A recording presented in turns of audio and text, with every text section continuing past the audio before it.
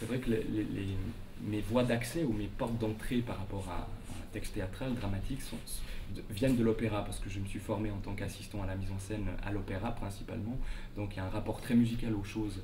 Et j'aime entendre les choses m'émeuvent tout de suite dès qu'il y a dès qu'il y a la conscience de la musicalité d'une partition. Et pour moi, c'est vraiment de voir comment s'articule la voix parlée avec la voix chantée, et vraiment de créer une texture sonore, des chemins sonores pour les comédiens, pour la musique, pour tous les sons qui vont s'additionner, parce qu'il y aura aussi des sons, un univers sonore de forêt, de bruissement, peut-être d'animaux nocturnes, et de voir comment tout ceci s'articule ensemble et crée une musique qui sera la nôtre pour le temps de cette représentation. Le visuel, c'est vraiment une langue qui nous amène dans un ailleurs, qui est un ailleurs vraiment qui amène une théâtralité. Ça, pour moi, c'est important.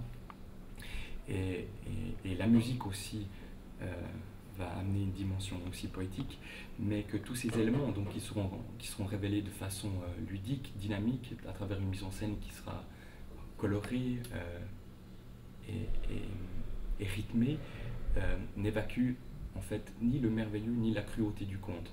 Parce qu'il y a du merveilleux, bien entendu, mais le conte est très cruel, et je ne veux pas gommer ou arrondir trop les angles, parce que c'est une histoire terrible. Et je pense vraiment que, en tout cas pour moi, c'est dans cette histoire, ou comme dans la vie, en fait, c'est vraiment la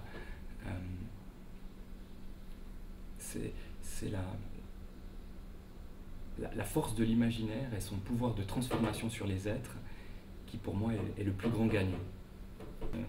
Pour moi, c'est important que le même acteur joue la mère et la sorcière, le père et le marchand de sable, parce que en relisant les écrits de Bettelheim, et puis je trouvais intéressant de montrer que la mère est à la fois celle qui nourrit, qui protège. Elle est plutôt castratrice dans le conte, bien entendu, mais voilà, elle fait office de mère, mais elle est aussi la mère qui dévore, donc la sorcière.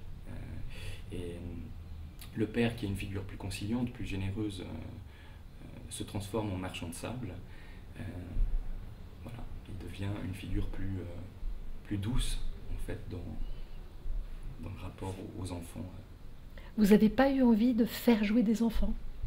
Oui, mais je crois que le choix a été très vite fait. On a, pour des contraintes purement techniques, parce qu'il fallait opter pour 2 distributions, et puis c'est un travail quand même assez exigeant, puisqu'il y a des chansons, puisqu'il y a un travail du corps aussi, que j'ai préféré de choisir des comédiens de petite taille pour raconter cette histoire. Voilà, parce que ça demande une vraie technique et un engagement important.